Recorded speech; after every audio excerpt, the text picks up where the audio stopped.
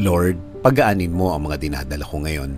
Panginoon, salamat sa mga biyaya o blessings na ibinigay mo sa akin. Salamat sa mga bagay na ibinigay mo dahil nakita mo na kailangan ko ang mga ito.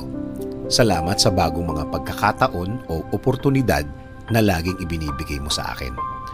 Lord, lumalapit na naman ako sa iyo dahil meron na naman akong problema na nasa buhay ko ngayon. Pinabibigat nito ang aking mga araw, ang lahat ng aking sitwasyon. Apektado na po ang lahat sa akin ngayon. Lord, pagaanin mo ang mga araw ko. Gawin mo akong productive sa mga araw-araw ko. Gawin mo akong mas maraming magawa at mas maraming matapos sa araw na ito.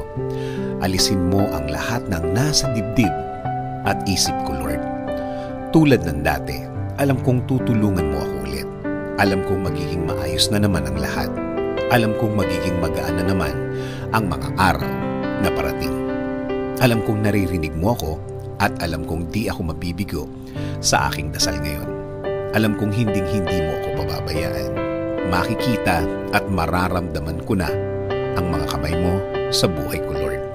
Alam kong ipoprovide mo na ang lahat ng tulong na kailangan ko. At tulad ng dati, ilalagay mo na naman sa way ko ang lahat ng bagay na pwedeng makatulong sa akin.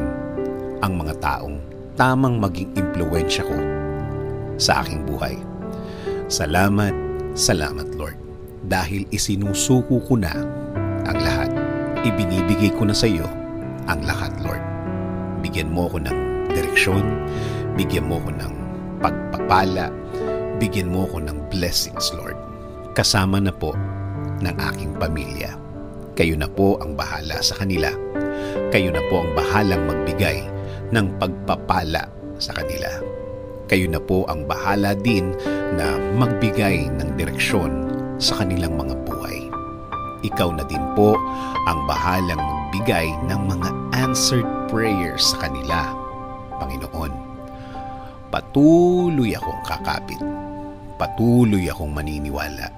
Patuloy akong huhugot ng lakas at talino sa iyo, Lord.